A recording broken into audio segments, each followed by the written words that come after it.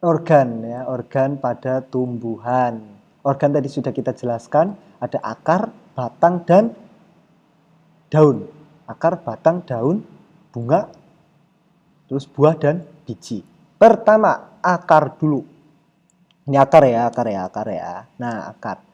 Akar yang pernah kita dengar itu ada akar, pernah kita belajar ada akar tunggang dan akar serabut. Tapi juga terdapat yang namanya akar napas ya, akar napas.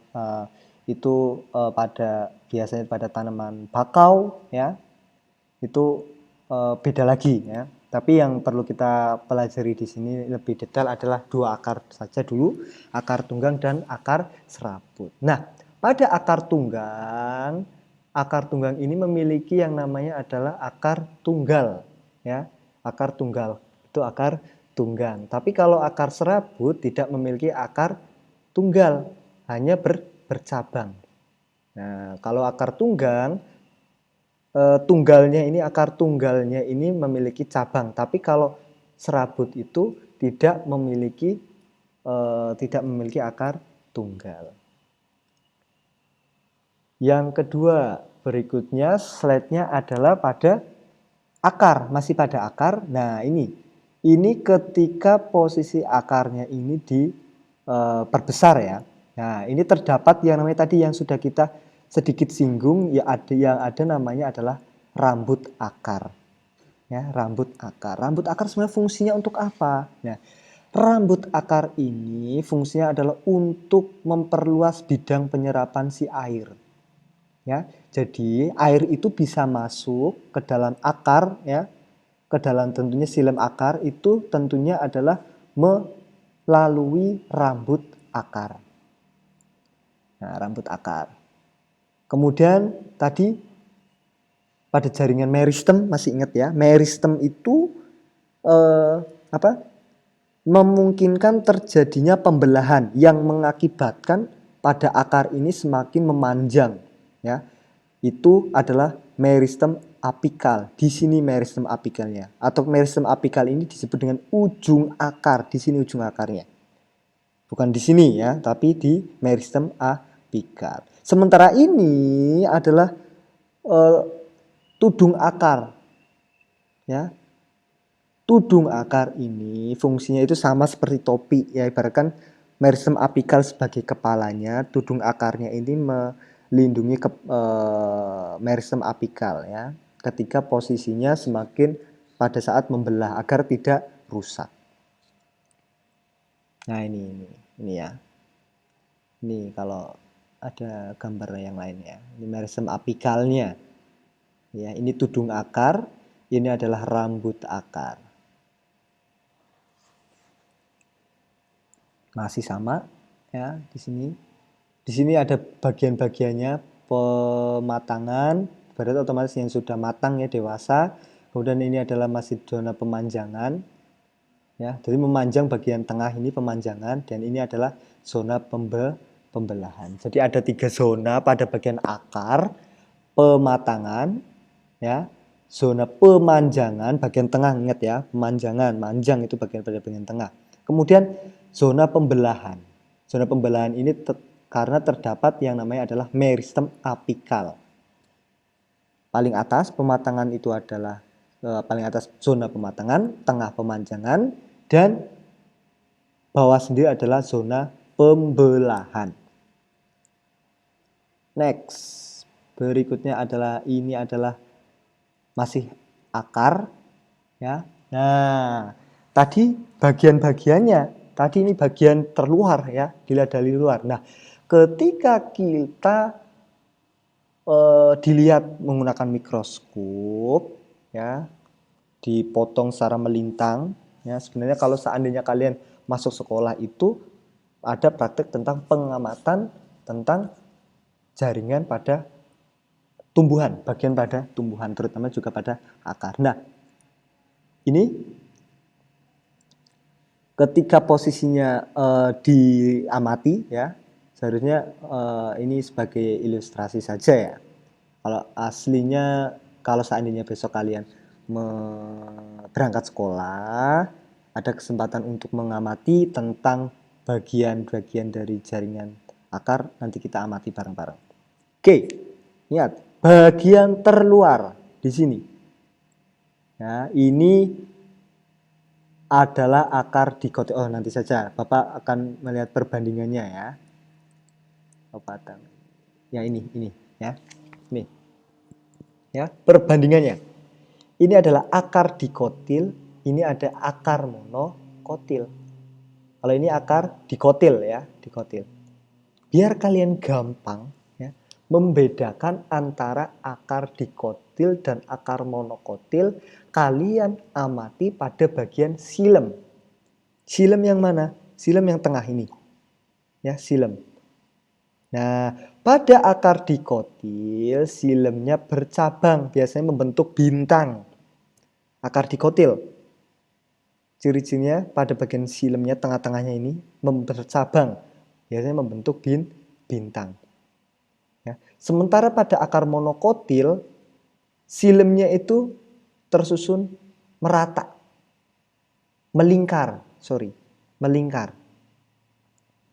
Ya, tersusun melingkar. Nah, kalau kita amati lagi, nah ini ya. Ini monokotil ya. Ini akar monokotil, ini silemnya melingkar. Ya, silemnya melingkar. Tapi kalau pada akar dikotil, silemnya bercabang membentuk bintang. Oke, mungkin kemarin kalian sudah pelajari, sudah menggambar ya. Nah, bagian terluar tentunya bagian terluar di sini adalah epidermis. Ini epidermis. Ya, epidermis. Nah, epidermis itu kan ciri-cirinya dapat dimodifikasi sesuai dengan bentuk dan letaknya. Ya, nah pada bagian akar epidermis ini dimodifikasi dalam bentuk apa? Rambut akar. Nih, rambut akar. Ya, rambut akar. Lanjut, tadi ada jaringan epidermis, ya tadi dimodifikasi berupa apa? Pada akar ini membentuk yang namanya adalah rambut akar. Kemudian bawahnya, ya bawahnya epidermis tadi adalah namanya korteks, ya ini korteks. Korteks ini kalau tadi sudah Bapak jelaskan, ini nama lainnya pada jaringan sama dengan jaringan dasar ya. Disinilah tempat yang namanya nanti akan sebagai cadangan makanan. Ya, fungsinya sebagai tempat cadangan makanan. Pada akar itu namanya adalah korteks. Nah, epidermis, korteks. Kemudian di bawahnya korteks ada endodermis. Ya, endodermis. Endodermis ini hanya terdapat pada akar. Ya, hanya terdapat pada akar. Nah, endodermis ini adalah fungsinya sebagai saluran ya, jalur masuknya air. Ya. Atau juga bisa juga sebagai pembatas antara korteks dengan silinder pusat di sini. Silinder pusat atau yang nama lainnya adalah stele, sama saja. Stele atau silinder pusat sama. Ya, endodermis itu sebagai pembatas antara korteks dengan stele. Dan juga endodermis juga fungsinya juga sebagai saluran atau jalur masuknya air ya menuju ke silen. Ya, endodermis. Kemudian ini adalah ini ya, ini dalamnya ini adalah stele atau silinder pusat. Kemudian ada perisikel di sini. Sebenarnya kalau ada beberapa buku yang tidak menuliskan perisikel juga, ada juga yang menuliskan perisikel. Di sini Bapak tuliskan perisikel ya. Perisikel di sini adalah tempat percabangan akar. Ya, akar di sini juga tumbuhnya percabangan akar itu di daerah perisikel. Nah, kemudian di sini di dalam stele itu terdapat yang namanya adalah terdapat namanya pembuluh vaskuler atau jaringan vaskuler atau jaringan pengangkut. Ya, pengangkut. Nah, di dalam jaringan pengangkut atau vaskuler terdapat yang namanya adalah xilem dan floem. Nah, kalian sudah paham, xilem itu dalam diameternya lebih besar ya daripada floem. Nah, pada akar dikotil itu membentuk berbintang atau bercabang ini ya. Tengah-tengah di sini ada nih ya, di sini ini silemnya. Nah, kalau floemnya silemnya di sini membentuk lingkaran. Tadi sudah ada ya ini ya, membentuk lingkaran. Tadi sudah. Oke, floemnya yang ini floem. Diameternya lebih kecil daripada silem. Kenapa lebih besar silem ya diameter lingkarannya? Karena di silem ini fungsinya untuk pengangkutan air dan mineral. Paham ya perbandingannya ya, perbedaannya? Kalau dikotil, akar dikotil itu membentuk cabang, membentuk bintang. Kalau pada akar monokotil ya, akar monokotil silemnya itu membentuk lingkaran. Teratur ya, membentuk lingkaran. Next ya, alur masuknya air dari tanah menuju silem. Ini yang sering keluar, biasanya Bapak temukan di beberapa soal PAS akhir semester atau akhir tahun, itu soal tentang alur masuknya air dari tanah menuju ke silem akar itu ada soalnya ya. Perlu kita pelajari bahwa air itu kan diangkut oleh silem ya, oleh silem ya, dari silem akar terhubung dengan silem batang, terhubung juga ke silem daun. Nah, terus bagaimana sebelum masuk silem alurnya bagaimana ya? Nah, pertama ada dari rambut akar. Nah, rambut akar ini tadi hasil modifikasi dari epidermis ya. Kemudian masuk ke korteks, ini korteks ya, dari epidermis korteks ya. Endodermis. Endodermis. Ya, endodermis ini sebagai pemisah atau penghubung juga saluran air menuju ke silem akar atau pembatas antara korteks dengan silinder pusat juga bisa. Kemudian perisikel ya, perisikel di sini adalah tadi tempat di mana percabangan akar itu tumbuh ya. Kemudian baru masuk ke silem akar, ujungnya adalah silem akar. Pertama dari rambut akar ya, karena fungsi dari rambut akar ini, ingat ya, fungsi rambut akar itu adalah untuk penyerapan ya, memperluas bidang serap air, memperluas bidang penyerapan air. Next, nah, ini monokotil dan dikotil. Oke, paham ya? Next, batang. Nah, batang naik ya, dari akar sudah, dan naik ke atas adalah batang. Berada di permukaan tanah ya. Batang berfungsi sebagai tempat duduk daun ya, tempat menempelnya daun ya, serta lintasan air. Intinya lintasan air dari mana? Ini kurang ya. Lintasan air dari akar menuju ke daun. Memperkokoh berdirinya tanaman. Jelas kalau tidak ada batang itu tanaman akan mudah ya namanya goyah, patah ya. Ada beberapa batang dikotil dan batang monokotil. Ada dua ya, yang kita fokus gitu ya. Batang dikotil dan batang monokotil.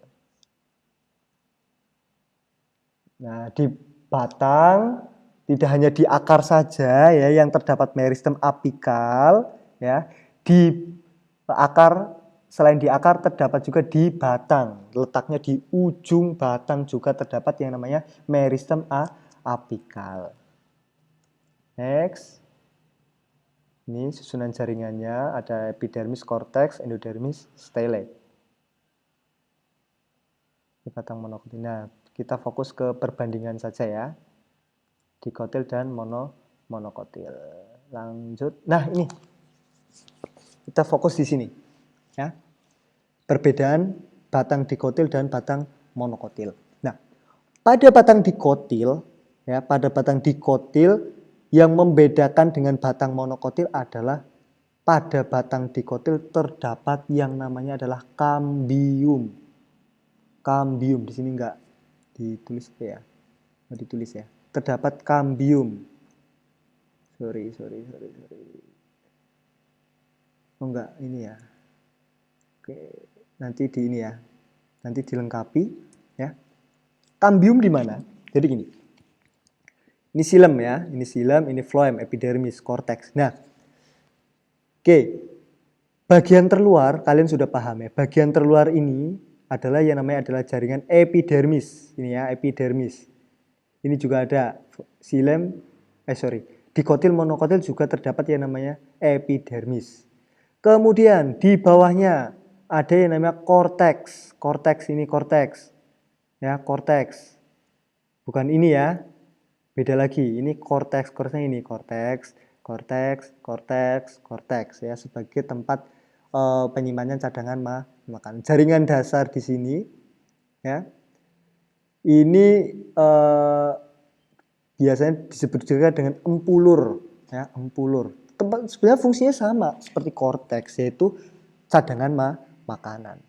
Kemudian nah, yang membedakan adanya dikotil itu ada kambium. Kambium yang mana? Ini nggak ditulis ya. Kambium yang ini nih. Ini kambium. Kambium, kambium, kambium, kambium. Nah, kambium itu yang memisahkan antara floem dan silem. Yang memisahkan antara floem dan silem. Silem itu letaknya paling dalam. Ya, ini. Ya, ini adalah floem. Nah, yang memisahkan antara floem dan silem ini adalah kambium. Nah, sementara pada batang monokotil tidak memiliki kambium. Itu adalah ciri-ciri dasar perbedaan dikotil dan monokotil. Kalau dikotil memiliki kambium, sementara batang monokotil tidak memiliki kambium. Kemudian, ciri-ciri monokotil berikutnya adalah pada ini ya, berkas pengangkutnya, ya, berkas pengangkutnya pada batang monokotil itu tersebar tidak beraturan. Ya, kita lihat di sini. Nah ini. Nah ini, kalau seandainya diperbesar ya. Nah, kalau jaringan pengangkutnya atau jaringan vaskular yang diperbesar ini. Nah, yang depan, yang besar ini adalah silem. Diameternya besar, ini adalah silem. Fungsinya adalah mengangkut air garam mineral. Dan ini adalah floem. Ya, floem. Ini floem. Nah, disinilah tempat untuk mengedarkan hasil fotosintesis. Kalau pada batang monokotil tadi ini ya. Nah, ini adalah silem ya, bagian dalam itu silem dan bagian ini adalah floem. Yang memisahkan ini adalah kambium. Ini adalah empulur atau nama lainnya juga sama dengan parenkim ya. Fungsinya sebagai tempat untuk cadangan makanan.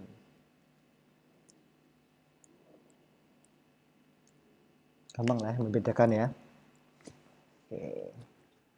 Berikutnya daun. Daun merupakan bagian bagian tumbuhan yang biasa berbentuk lembaran pipi berwarna hijau, berfungsi sebagai tempat pembentukan makanan, pembuatan makanan melalui proses fotosintesis. Nah, ada gambar lain nggak? Nah ini. Oke, sama saja. Nah, pada bagian epidermis di sini pada daun itu ada dua, yaitu epidermis atas dan epidermis bawah. Ya, epidermis bawah di sini tadi ada modifikasi dari jaringan epidermis yang membentuk yang namanya adalah stomata. Ya, disinilah tempat pertukaran gas. Ya, stomata. Nah, kalau di bagian atas juga ada epidermis bagian atas dimodifikasi dalam bentuk kutikula. Kutikula sebenarnya. Nama Inggris ya, kutikula. Ada nggak nih? Sama saja bahasa Inggris ya. Ya. Bagian bawah ini adalah yang namanya jaringan parenkim palisade. Parenkim ya. Kalau di akar kan namanya korteks, di batang juga korteks. Tapi pada daun ini namanya adalah tetap parenkim, namanya parenkim palisade. Ini saja ya yang biar jelas ya. Ya, parenkim, palisade atau mesofil ya. Palisade, mesofil sama ya. Parenkim, palisade, mesofil, palisade sama. Nah, di sini di palisade sini jaringan mesofil palisade atau parenkim palisade, disinilah tempat karena tadi di jaringan dasar atau parenkim itu kan terdapat klorofil ya. Disinilah terdapat klorofil yang menyebabkan terjadinya proses fotosintesis ya. Fotosintesis pada bagian jaringan pada daun itu tepatnya adanya di mesofil palisade atau parenkim palisade. Di sinilah tempat terjadinya fotosintesis. Lanjut, di bawahnya. Di sini ada yang namanya adalah nih, spons, jaringan spons. Ya, jaringan spons atau nama lainnya adalah jaringan bunga karang. Jaringan bunga karang atau jaringan spons. Kalau ini jaringan palisade nama lainnya adalah jaringan tiang. Tadi ya lupa Bapak ya. Nah, palisade itu adalah jaringan tiang ya. Kalau jaringan spons nama lainnya adalah jaringan bunga karang. Nah, catatan ya. Di mesofil palisade nanti ditulis ya, mungkin kalian perlu dipahami dan ditulis, pelajari, diingat-ingat. Jaringan palisade dan jaringan bunga karang disinilah yang berperan dalam proses fotosintesis. Berperan loh ya, berperan. Berperannya kenapa? Karena di jaringan palisade, mesofil palisade lah ini tempat terjadinya tadi ya fotosintesis. Nah, kalau di jaringan spons atau di jaringan bunga karang, disinilah tempat untuk menyimpan sementara hasil fotosintesis. Sementara, ya. Kenapa sementara? Karena perlu diedarkan menuju ke floem untuk diedarkan ke seluruh bagian tubuh tumbuhan. Jadi catatan, di bagian jaringan pada daun ada dua yang berperan dalam proses fotosintesis. Satu adalah mesofil palisade, yang kedua adalah jaringan bunga karang atau jaringan spons. Jaringan bunga karang dan jaringan spons ini untuk menyimpan sementara hasil fotosintesis sebelum diedarkan menuju ke floem. Next, ini ya, ini jaringan spons ini ya, ini palisade, ini spons ya, sama. Nah, kemudian masuk ke dalam di sini ada yang namanya silinder pusatnya. Nah, di dalam silinder pusat terdapat dua jaringan vaskuler atau pengangkut. Apa saja? Yaitu xilem dan floem. Xilem itu fungsinya adalah untuk mengangkut air garam mineral, dan floem adalah mengedarkan hasil fotosintesis. Nah, berikutnya ini ya, ingat ya, hasil fotosintesis, mengedarkan hasil fotosintesis itu adalah floem, mengangkut air garam mineral itu adalah xilem. Kemudian paling bawah ini adalah epidermis bawah. Nah, di epidermis bawah ini terdapat modifikasi dari jaringan epidermis tadi, yaitu berupa yang namanya stomata. Ya, stomata. Kalau di atas itu namanya adalah kutikula, epidermis atas dan kutikula, tapi kalau yang epidermis bawah namanya adalah stomata. Untuk tempat pertukaran gas atau respirasi pada tumbuhan.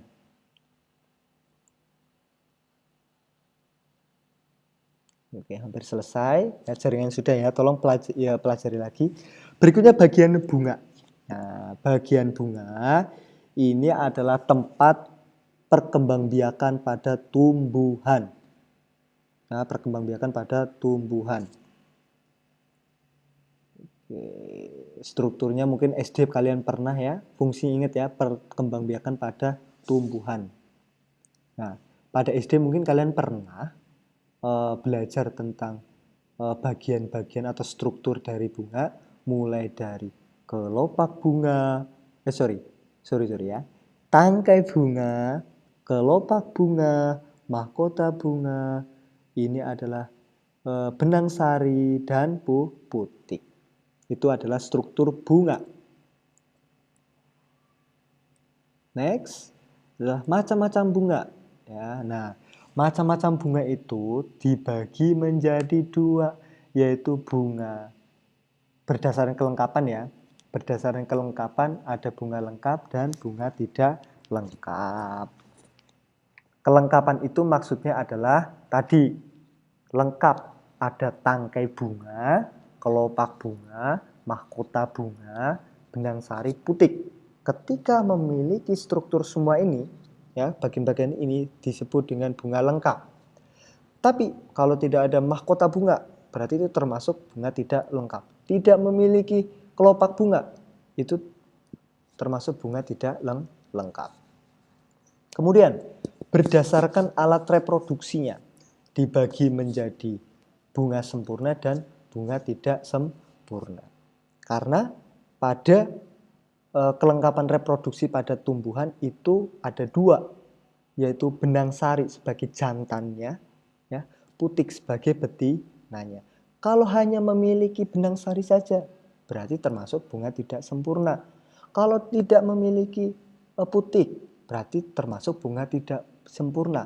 Kalau memiliki putik dan memiliki benang sari, otomatis disebut benang sempurna. Oke, terima kasih. Demikianlah materi tentang struktur ya dan fungsi jaringan pada tumbuhan. Di sini Bapak hanya menyampaikan, memaparkan, menjelaskan materi yang sudah Bapak bagikan ke kalian. Untuk penjelasan kali ini, apabila ada di catatan kalian yang belum lengkap atau belum paham, silakan dilengkapin dari materi yang sudah Bapak jelaskan ini. Ya, ketika ada pertanyaan-pertanyaan silahkan kalian hubungi Bapak, bisa lewat kolom komentar atau lewat chat Bapak seperti biasa. Oke, terima kasih. Demikianlah pemaparan dari Bapak. Mohon maaf apabila ada kata-kata yang kurang berkenan atau dalam penyampaian materinya Bapak kurang jelas. Mohon maaf. Demikianlah, selamat belajar untuk kalian semua. Semoga pandemi ini cepat selesai agar kita mulai tatap muka secara langsung, agar pembelajaran IPA kita lebih mudah dan dalam penyampaian materi kalian mudah untuk menangkapnya. Terima kasih.